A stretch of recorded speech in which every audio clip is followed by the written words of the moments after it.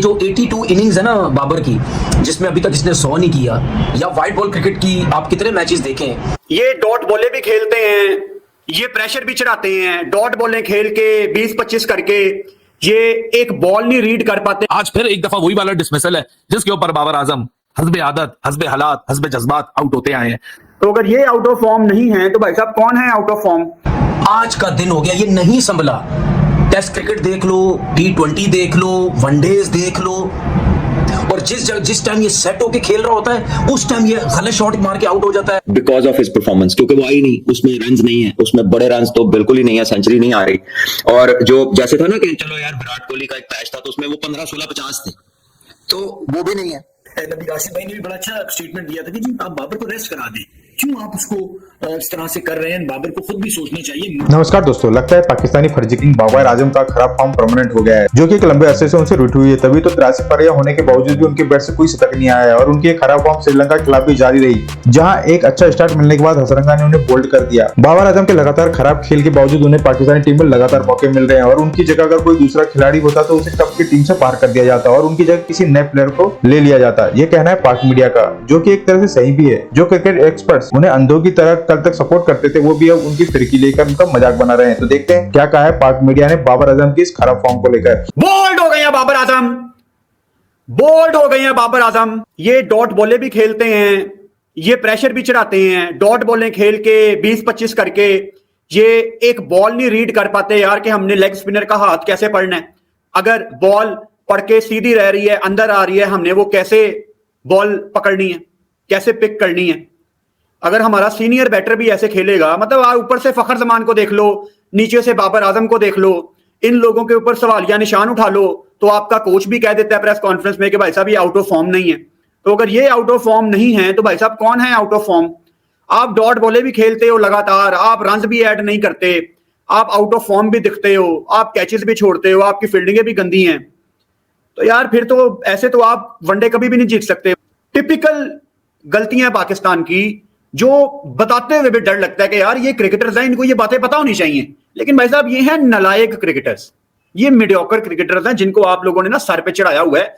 ये गली मोहल्ले के बॉलर जिस तरह बॉल कर रहे हैं ना, उस तरह उनका वो दूसरा बंदा बॉल कर रहा था, जनित लियांगे, उसको ये 4-4, 5-5 डॉट खेल रहे हैं और हसारंगा को मारने की कोशिश कर रहे हैं। ये है इनकी गेम अवेयरनेस।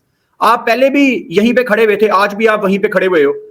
मेरे को एक चीज समझ नहीं आती कि इतनी मुश्किल से आप सेट हो रहे हैं, मुश्किल टाइम गुजर जाता है इसी तरीके से। ये जो 82 इनिंग्स है ना बाबर की, जिसमें अभी तक इसने 100 नहीं किया, या व्हाइट बॉल क्रिकेट की आप कितने मैचेस देखें, ठीक है, आपको याद होगा मैं उस टाइम से ये बात कर रहा हूं जब आखिरी 50 ओवर का वर्ल्ड कप जब ये इंडिया में हुआ है ना, वहां से हर किसी ने बोलना शुरू किया बड़े रन्स कर रहा है, ये टूर्नामेंट है, फ्लैट पिचेस होंगी, खुले डुल्ले 100 करेगा। वहां से अब पता नहीं इसको नजर लगी है या क्या मसले मसाइल हुए हैं, उसके वहां से आप देखें जो बॉल नहीं भी आउट होने वाला, कभी लेग स्टंप से आउट हो रहा है, कभी मिड विकेट पे मार रहा है, कभी स्पिनर को बैकफुट पे जाके मिड विकेट के ऊपर से मार रहा था, हाथों में जा रही थी। उस वर्ल्ड कप से इसकी जो फॉर्म आउट होना शुरू हुई है, उसके बाद ये नहीं संभला। आज का दिन हो गया, ये नहीं संभला। टेस्ट क्रिकेट देख लो, T20 देख लो, वनडेज देख लो, और जिस टाइम ये सेट होके खेल रहा होता है उस टाइम ये गलत शॉट मार के आउट हो जाता है, अपनी गलतियों से आउट हो जाता है। दूसरा मसला विद इन स्टंप बाबर को जो पकड़ा वो उन्होंने वहीं गेंद करते रहते, वहां फास्ट बॉलर पे मुश्किल। आपने ये विकेट अपने हाथों से जाया की है, फिर उसके बाद आप परेशान होके, ठीक है, आप बल्ला हिला के आराम से वॉक करके आप चले जाते हो। यार मैं मान रहा हूं, मैं मानता हूं, लोग भी समझते हैं आपको, जो आए हैं आपको सपोर्ट करने के लिए, वो इसीलिए इतना सपोर्ट कर रहे हैं आपको कि यार भाई बाबर आजम, हम पूरा पाकिस्तान आपको सपोर्ट कर रहा है, आओ फॉर्म में आओ, रन्स करो, हम आपके पीछे हैं। तो जब इतनी आवाम आपके पीछे है तो यार इस तरीके से तो मत आउट हो ना। आपका आराम से 50 था आज, अब कंफर्टेबल खेल रहे थे, सेट हो चुके थे, 5 चौके आपने 27 रन पे लगा दिए। तो जब इस तरह आउट हो गए, फास्ट बॉल देखो, लेग बिफोर आप हो रहे हो, बोल्ड, हर चीज, कॉन्फिडेंट, स्लिप, सब कुछ हो रहे हो, तो बात जरूर उसके ऊपर ऑनस आ जाता है कि जाहिर सी बात है कि जो बात होती है कि जी आउट ऑफ फॉर्म है या आउट ऑफ टच है या आउट ऑफ आइडियाज है, आज फिर एक दफा वही वाला डिसमिसल है जिसके ऊपर बाबर आजम हस्बे आदत, हस्बे हालात, हस्बे जज्बात आउट होते आए हैं। सो वही वाली बात आपको दिखेगी बार बार। चाहे लेफ्ट आर्मर आ जाए, वही एक स्ट्रोक डिलीवरी आर्म बॉल की, वो बाबर उस पर विकेट देंगे। लेफ्ट आर्म पेस बॉलर आ जाए, वही आपको आउटसाइड एज निकाल के ले जाएगा। आप या तो एलबीडब्ल्यू के कैंडिडेट बन जाएंगे। वही अगर आप लेग स्पिनर के ऊपर आ जाएं, तो आप रॉन्ग नहीं पकड़ पाएंगे, आप गूगली नहीं पकड़ पाएंगे। तो ये तो वो इश्यूज है जो आपको पिछले एटलीस्ट 2 सालों से बार बार दिख रहे हैं। So there is nothing new in that. So there is no point of criticising overly on a single person. But वही दूसरी बात फखर जमान के ऊपर भी जाती है।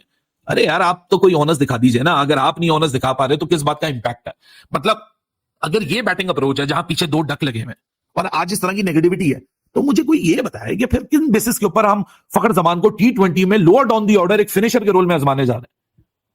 मुझे ये समझ नहीं आता कि कभी कभार या तो हम खुद परखते नहीं है या वाइट के ऊपर अपनी टीम चला रहे हो। बड़ी स्ट्रांग टीम हो, कितना ही आपकी फॉलोइंग हो, कितनी ही आपके फॉलोअर्स हो, अंदर आपने परफॉर्म करना है। आसिफ, मैं बात कर रहा था बाबर के हवाले से, सलमान पे बात कि भाई परफॉर्म तो आपने ही करना है ना। आप अगर ट्वीट करेंगे और अपने अंदर आजिज़ी नहीं लेके आएंगे, और आपको खुद सोचना पड़ेगा कब तक ऐसे चलेगा। और मैं तो समझता हूँ कि जी अब आपको, हमें भी, साद खान एक बहुत अच्छा खिलाड़ी है। नबी राशिद भाई ने भी बड़ा अच्छा स्टेटमेंट दिया था कि जी आप बाबर को रेस्ट करा दें। क्यों आप उसको इस तरह से कर रहे हैं? बाबर को खुद भी सोचना चाहिए। मुझे लगता है कि साद खान एक ऐसा प्लेयर है जो डोमेस्टिक क्रिकेट में भी जिस तरह से परफॉर्म कर रहा है कि उसको भी आपने व्हाइट बॉल क्रिकेट में लेके आना चाहिए। यंगस्टर्स भी साथ हैं, क्योंकि मिडिल ऑर्डर में आपको अच्छे बैटर्स नहीं मिल रहे हैं।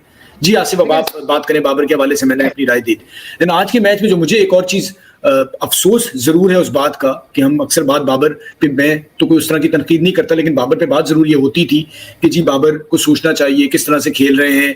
और जो 50 किया था उसके बाद ट्वीट किया था, तो मैंने एक वीडियो बनाई थी, तो मुझसे जिस गंदी जबान में उनके फैंस एंड बाकी सारे बात कर रहे थे, हालांकि मेरी तनकीद का कतई मकसद ही नहीं था कि उनकी कारकर्दगी को किसी तौर पे ये बताना कि जी ये कोई इसकी कोई अच्छी इनिंग्स ही नहीं है, अच्छी परफॉर्मेंस नहीं। मेरा बताना ये था कि ये शुरुआत है और यही आजिज़ी अपने अंदर रखें और खामोशी से खेलते जाएं। अब होता ये है कि जब आपका ये रवैया रहता है और आप फिर परफॉर्म नहीं कर रहे होते आगे चल के, तो फिर वो तनकीद आपके ऊपर बढ़ जाती है।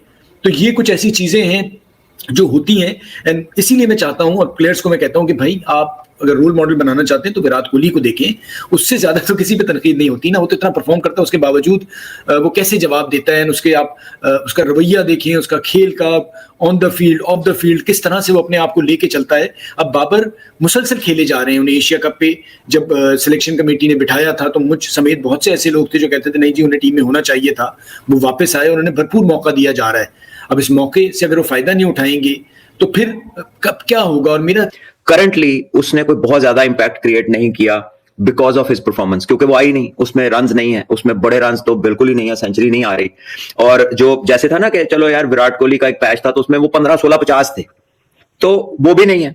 लेकिन जब मैं उसकी मैच से पहले की प्रैक्टिसें देखता हूं, या एटलीस्ट वो वाली प्रैक्टिसें जो हमें मीडिया पे दिखाई देती हैं यूट्यूब के या क्लिप्स के अंदर, वो ज्यादा है फोर्सिंग द इशू वाली प्रैक्टिस, यानी जबरदस्ती इसको शॉट मेकिंग बनानी है, जो आपके नेचुरली इंस्टिंक्टिव नहीं है। सो आप उस इशू को फोर्स कर रहे हो, लेकिन उस इशू को फोर्स करने की जो कैपेबिलिटी है उसका एक प्रोसेस है। वो प्रोसेस सर्टेनली ये नहीं है जो वो उसे करवाया जा रहा है, ठीक है।